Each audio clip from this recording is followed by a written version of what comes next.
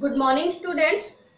आज हम कर रहे हैं 11th क्लास का एक और नया टॉपिक जिसका नाम है फोटो इलेक्ट्रिक इफेक्ट। देखिए, हम लिमिटेशंस पढ़ रहे थे इलेक्ट्रोमैग्नेटिक वेव थ्योरी की, जिसमें एक हम पढ़ चुके थे ब्लैक बॉडी रेडिएशंस। अब सेकंड जो है वो है फोटो इलेक्ट्रिक इफेक्ट। ये दोनों चीजें आप 12th में फिजिक्स में भी पढ़ेंगे, तो काफी इंपॉर्टेंट टॉपिक है, तो ध्यान से देखिए। क्या हुआ फोटो इलेक्ट्रिक इफेक्ट, जैसे नाम से है, देखो फोटो कहा जाता है पैकेट्स ऑफ लाइट। जो ये लाइट हमारे पास आ रही है, इन रेज को हम कहते हैं फोटोन। क्या कहते हैं? फोटोन। और इन फोटोन के कारण जो इलेक्ट्रिक चार्ज प्रोड्यूस होता है, इन रेज के कारण जो चार्ज प्रोड्यूस होता है, इन रेडिएशंस के कारण जो चार्ज प्रोड्यूस होता है, तो उस इफेक्ट को हम कहते हैं फोटो इलेक्ट्रिक इफेक्ट। क्या नाम देते हैं? Photo electric effect. देखिए, दो साइंटिस्ट थे, एक का नाम था आर हर्ट्ज। सबसे पहले उसने दिया था फोटो इलेक्ट्रिक इफेक्ट, हर्ट्ज ने दिया था। हर्ट्ज ने किया था एक एक्सपेरिमेंट जिसे हम पढ़ते हैं बेसिक फिजिक्स में, है ना, कॉमन फिजिक्स में। क्या था, हर्ट्ज ने क्या किया, एक इवोक्टेड यानी वैक्यूम ट्यूब ली। क्या ली? एक वैक्यूम ट्यूब ली, और वैक्यूम ट्यूब पे भाई दो इलेक्ट्रोड लिए मेटल के, जिसे एक हमने नाम दिया कैथोड और दूसरा क्या दिया? एनोड। और इन दोनों ट्यूब को यहां कनेक्ट किया हुआ है बैटरी से। अब देखिए, यहां देखने के लिए करंट है या नहीं, यहां लगा दिया एमीटर। क्या लगा दिया? एमीटर। अब जो ये एमीटर है भाई, ये लो, ये है एमीटर। जो डिफ्लेक्शन दिखाएगा, ये एरो क्या दिखाएगी? डिफ्लेक्शन दिखाएगी कि इसके अंदर से करंट फ्लो होगा या फिर नहीं होगा। अब ये ऑब्वियसली बैटरी से तो जुड़ा हुआ है, बट अभी ये कैसा है? इनकम्प्लीट है, सर्किट कंप्लीट नहीं है। सर्किट कंप्लीट नहीं है, तो क्या किया गया? सर्किट इनकम्प्लीट है, तो भाई क्या इसके अंदर से करंट फ्लो होगा? नहीं होगा। फिर हर्ट्ज ने क्या किया, इसके ऊपर, इस मेटल सरफेस के ऊपर, ये लो, इस मेटल सरफेस के ऊपर लाइट डाली। क्या डाली? लाइट डाली। आ रही ऊपर से लाइट, तो हम इसे कहेंगे इंसिडेंट लाइट। जैसे ही इसके ऊपर, इस मेटल के ऊपर लाइट डाली, तो क्या देखा गया कि जो ये एमीटर की जो एरो है, ये डिफ्लेक्शन शो कर रही है। क्या शो कर रही है? डिफ्लेक्शन शो कर रही है। डिफ्लेक्शन शो हो रहा है मीन्स इस सर्किट के अंदर से क्या फ्लो हो रहा है? करंट फ्लो हो रहा है। इस सर्किट के अंदर से क्या फ्लो हो गया? करंट फ्लो हो गया। बल्कि यहाँ बैटरी हमने कनेक्ट जरूर कर रखी है, बट इसको ऑन तो कर ही नहीं रखा, सर्किट अभी इनकम्प्लीट था। बट फिर भी इनकम्प्लीट सर्किट के अंदर भी जैसे ही इस मेटल सरफेस के ऊपर लाइट डाली, तो इसके अंदर से क्या फ्लो हो गया? करंट फ्लो हो गया। क्या फ्लो हुआ? करंट फ्लो हुआ, यहां पॉजिटिव से नेगेटिव चार्ज की तरफ। इधर क्या हो रहा है? इसके अंदर से करंट फ्लो हो रहा है। क्या फ्लो हो रहा था? करंट फ्लो हो रहा था। यही किसने बताया था? हर्ट्ज ने बताया था। किसने बताया था? हर्ट्ज ने बताया था। यानी क्या हुआ, देखो एक्चुअली होता क्या है कि ये है मेटल सरफेस। क्या है ये? Metal surface. और जैसे ही इस मेटल सरफेस के ऊपर लाइट गिरती है, क्या गिरती है? लाइट। तो यहां से इलेक्ट्रॉन बाहर निकलते हैं। मेटल से क्या बाहर निकलते हैं? इलेक्ट्रॉन बाहर निकलते हैं। There is a ejection of the electron. ये लो, यहां से क्या निकलेंगे? इलेक्ट्रॉन बाहर निकलेंगे। और आपको भी पता है, जहां इलेक्ट्रॉन का फ्लो होगा, ऑब्वियसली उसके अपोजिट चार्ज किसका फ्लो होगा? करंट का फ्लो होगा। तो due to the ejection of the electron, the current flow in this circuit. इस इलेक्ट्रॉन के इजेक्शन के कारण ही इस सर्किट में क्या फ्लो हुआ? करंट फ्लो हुआ। क्या फ्लो हुआ भाई? Current flow. तो ये तो उसने एक्सपेरिमेंट किया। क्या किया उसने? एक्सपेरिमेंट किया। क्या किया अपने एक्सपेरिमेंट में? क्या क्या चीजें की, चलिए हम करते हैं। फर्स्ट जो एक्सपेरिमेंट किया तो उसने ये कहा कि जैसे ही इसके ऊपर लाइट गिरेगी, इंसिडेंट लाइट, तो वैसे ही क्या प्रोड्यूस होगा, इसके अंदर करंट निकलेगा। क्या निकलेगा? करंट निकलेगा। दूसरा, जितनी ज्यादा इंटेंसिटी की लाइट डालोगे आप, जितना ज्यादा लाइट का फ्लो होगा, जितना ज्यादा लाइट का क्या होगा? फ्लो होगा, यानी इंसिडेंट लाइट जितनी ज्यादा होगी, करंट का फ्लो भी उतना ही तेजी से होगा। जब देखा गया किस मेटल के ऊपर और तेजी से लाइट डाली गई, ज्यादा से ज्यादा एनर्जी की लाइट डाली गई, वैसे यहाँ जो करंट का फ्लो था, ये जो करंट फ्लो दिखा रहा है मीटर, इसके अंदर करंट का फ्लो क्या हो गया? बढ़ता चला गया। यानी ये जो एरो है, ये जो सुई है, ये नीडल है, ये तेजी से क्या करने लगी? डिफ्लेक्ट करने लगी। तो जितनी ज्यादा इंटेंसिटी के आप लोग लाइट डालोगे, उतना ही ज्यादा क्या फ्लो होगा? इसके अंदर करंट फ्लो होगा। तो ये सारी चीजें किसने बताई? हर्ट्ज ने बताई। किसने बताई? हर्ट्ज ने बताई। फिर क्या था? थर्ड एक्सपेरिमेंट, थर्ड जो किया उसने ऑब्जर्वेशन, वो क्या बताई? देखिए, थर्ड ऑब्जर्वेशन उसकी ये थी कि जब इसके अंदर बहुत कम इंटेंसिटी की लाइट डाली गई, यानी इसके अंदर जब लाइट कम डाली गई तो इलेक्ट्रॉन का फ्लो नहीं हुआ। भाई ये है पोटेशियम, ये रोड हमने किसकी मान ली? पोटेशियम की रोड मान ली। किसकी रोड मान ली? पोटेशियम की। जैसे ही इस पोटेशियम के अंदर हाई इंटेंसिटी की डाली गई, ये लो, बिल्कुल हाई इंटेंसिटी की रेड लाइट है, बिल्कुल चमकती हुई रेड लाइट, बिल्कुल चमकती हुई क्या थी? रेड लाइट थी।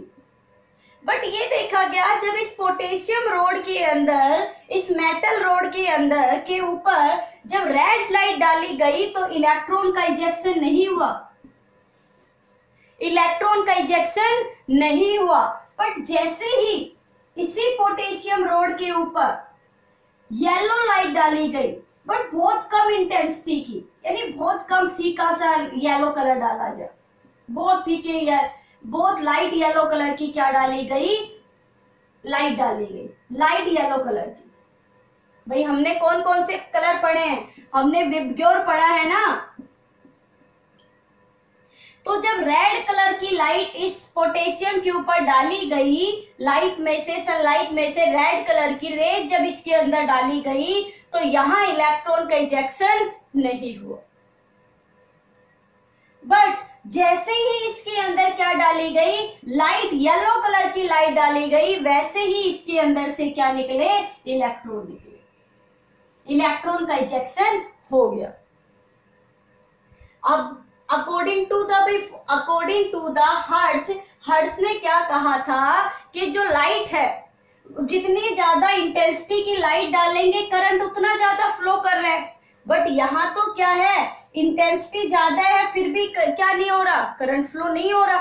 भाई जब इलेक्ट्रॉन ही नहीं निकल रहे तो करंट फ्लो क्या होगा? नहीं होगा। इसका मतलब है जो इंटेंसिटी है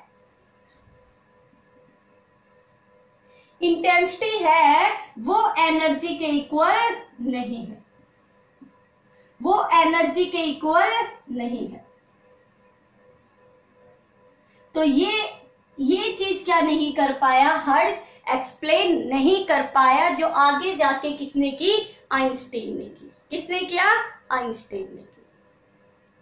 क्या पता इस एक्सपेरिमेंट से? इस एक्सपेरिमेंट से ये पता लगा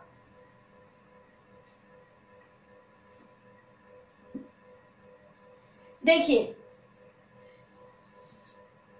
मान लो, चलिए आपको एक छोटा सा एग्जांपल बताती हूँ, कब इसके अंदर से एनर्जी निकलेगी, कब इसके अंदर से करंट फ्लो होगा, कब नहीं, हमारे ऊपर लेते हैं।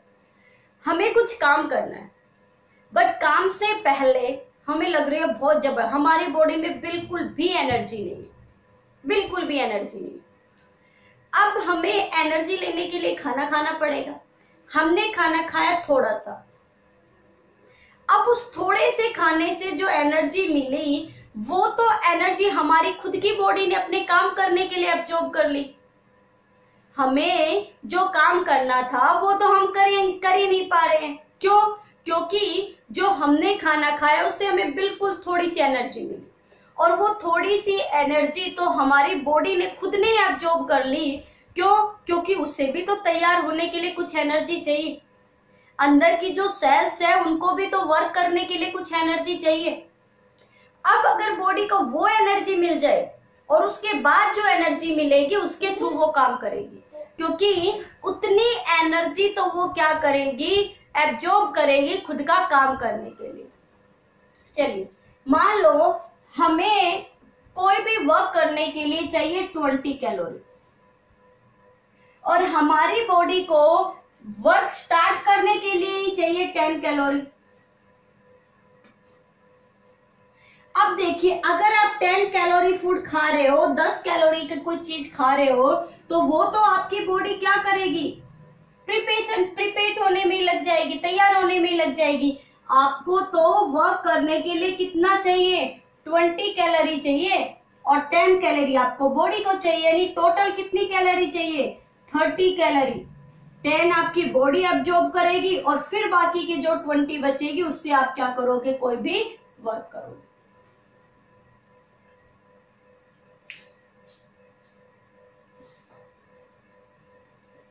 तो सेम इसी तरीके से कोई भी मेटल है, जब उसके ऊपर लाइट गिरेगी तो पहले वो उस लाइट को खुद को प्रिपेयर करेगा। क्या प्रिपेयर, किसके लिए प्रिपेयर करेगा, इलेक्ट्रॉन के इजेक्शन के लिए, है ना। पहले तो वो खुद हीट होगा, उसका टेम्परेचर इंक्रीज होगा, उसके बाद वो इलेक्ट्रॉन का क्या शुरू करेगा, इजेक्शन करेगा। यानी सबको एक मिनिमम एनर्जी चाहिए, कोई भी क्या करने के लिए, इलेक्ट्रॉन के इजेक्शन के लिए। उस मिनिमम एनर्जी को हम कहते हैं थ्रेशोल्ड एनर्जी। क्या बोलेंगे, थ्रेशोल्ड एनर्जी। और यहां हम फ्रीक्वेंसी की बात करेंगे तो क्या लिखेंगे, थ्रेशोल्ड फ्रीक्वेंसी। ये डेफिनेशन आपके एग्जाम में पूछी जाती है। थ्रेशोल्ड फ्रीक्वेंसी एक्चुअली होती क्या है, the minimum amount of frequency, the minimum amount of frequency required to metal for the ejection of metal। ejection मतलब इलेक्ट्रॉन का बाहर निकलना। for the ejection of electron is known as threshold frequency, is known as threshold frequency। भाई उसे हम क्या कहेंगे, threshold frequency कहेंगे। ये है मिनिमम अमाउंट में एनर्जी जो आपको चाहिए। तो ये 3 चीजें बताई हर चीज। पहला कि जैसे आप लाइट गिरो करंट फ्लो होगा, जितने ज्यादा आप लाइट फ्लो कर रहे हो उतना ही ज्यादा क्या फ्लो होगा, करंट फ्लो होगा। बट उस लाइट में से भी कुछ फ्रीक्वेंसी वो मेटल इलेक्ट्रॉन की इजेक्शन से पहले क्या करेगा, एब्जॉर्ब करेगा, उसे चाहिए तैयार होने के लिए, इलेक्ट्रॉन के इजेक्शन के लिए। तो उसे हम क्या कहते हैं, थ्रेशोल्ड फ्रीक्वेंसी। ये तीनों ऑब्जर्वेशन आपने लिख ली होगी, तो अब आपको नाम भी अच्छे से समझ में आ गया होगा। फोटो मीन्स लाइट, और इस लाइट के कारण जब मेटल के ऊपर ये लाइट गिर रही है तो क्या, किसका इजेक्शन हो रहा है, इलेक्ट्रॉन का, जिसके कारण क्या प्रोड्यूस हो रहा है, करंट। इसलिए इस एक्सपेरिमेंट को क्या कहा है, फोटो इलेक्ट्रिक इफेक्ट। तो फोटो इलेक्ट्रिक इफेक्ट में क्या लिखोगे, the threshold frequency required for the ejection of the electron is known as the photoelectric effect। क्या लिखोगे, ये इसमें इसकी बजाय ये लिख लो, the threshold frequency frequency is required to metal for the ejection of the electron by which it produce the current. इसके through वो क्या प्रोड्यूस करेगा, करंट फ्लो करेगा, करंट प्रोड्यूस करेगा. This effect is known as the photo electric effect. इस effect को हम क्या कहेंगे, फोटो इलेक्ट्रिक इफेक्ट. ठीक है. The threshold frequency required by the metal for the ejection of electron due to which it produce the current is known as the photoelectric effect. इस effect को हम क्या कहेंगे, फोटोइलेक्ट्रिक इफेक्ट. ठीक है. उसके बाद आप ये सारी चीजें लिखोगे, डायग्राम बनाओगे अच्छे से, ये सारी चीजें लिखोगे. अब देखिए, अब ये चीज बताने के लिए कि भाई जैसे मैंने आपको कहा था कि जब पोटेशियम के ऊपर हमने रेड लाइट डाली तो रेड लाइट के कारण कोई करंट फ्लो नहीं हुआ. भाई जब हमने इस मेटल को रेड बनाया तो कोई करंट फ्लो नहीं हुआ. बट जैसे ही हमने इसके ऊपर येलो लाइट डाली तो ये क्या शुरू, इस नीडल ने क्या शुरू कर दिया, डिफ्लेक्शन शुरू कर दिया. मतलब ये बताना शुरू कर दिया कि इसके अंदर से क्या फ्लो हो रहा है, करंट फ्लो हो रहा है. क्या फ्लो हो रहा है भाई, करंट फ्लो हो रहा है. ठीक है. तो इसके लिए ये बताया था आइंस्टीन ने. किसने बताया था, आइंस्टीन ने, जिसने प्लैंक्स में कहा था. उसने क्या बताया था, आगे पढ़ेंगे हम प्लैंक्स क्वांटम थ्योरी. प्लैंक्स ने क्या कहा था, energy directly proportional to the frequency. कि जो लाइट की एनर्जी है वो किसके डायरेक्टली प्रोपोर्शनल है, फ्रीक्वेंसी के डायरेक्टली प्रोपोर्शनल है. तो जब रेड लाइट को आपने डाला पोटेशियम रोड के ऊपर तो इसकी जो फ्रीक्वेंसी है वो सबसे कम है.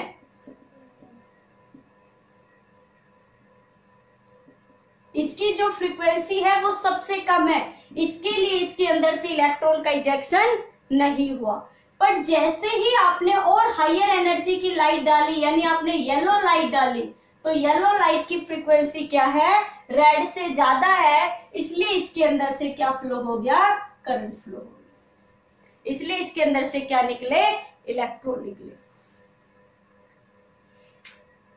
है ना. ये हम सिंपल वे में भी लिख सकते हैं फोटो इलेक्ट्रिक इफेक्ट को. When the incident light strike to the surface of the metal, the ejection of electrons take place is known as the photo electric effect.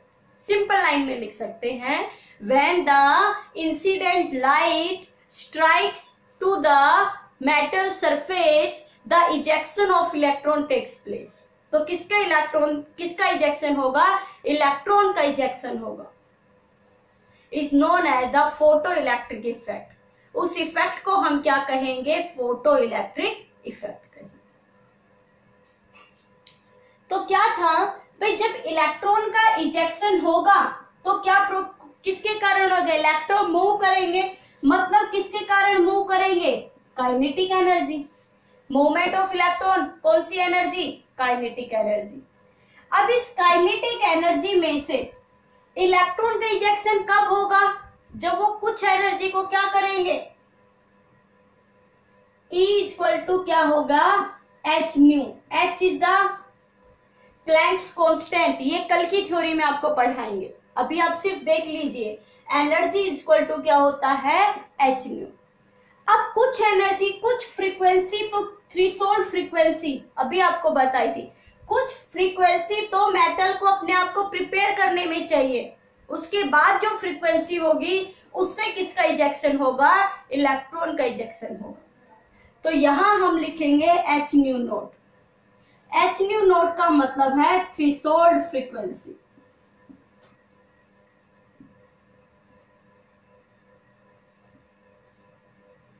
अब इसके बाद जो एनर्जी होगी उससे वो क्या करेगा भाई, उससे किसका इजेक्शन होगा, इलेक्ट्रॉन का इजेक्शन होगा.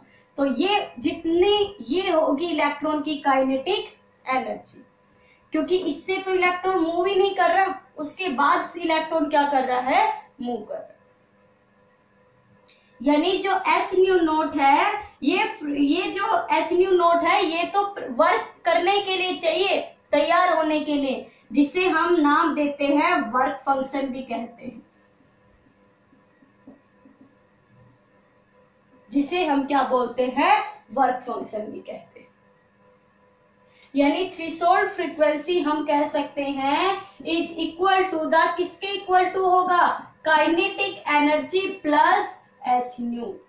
और काइनेटिक एनर्जी का फॉर्मूला क्या होता है भाई, half mv square plus H new, ये भी कह सकते हैं। तो ये था हमारा फोटो इलेक्ट्रिक इफेक्ट। आपको अच्छे से क्या आ गया होगा, समझ में आ गया होगा। आप पहले एक बार वीडियो को अच्छे से देखा करो, फिर उसको देखकर दोबारा से आप क्या करो, नोट डाउन किया करो। वीडियो को लाइक, कमेंट और शेयर करना ना भूलें। Thank you.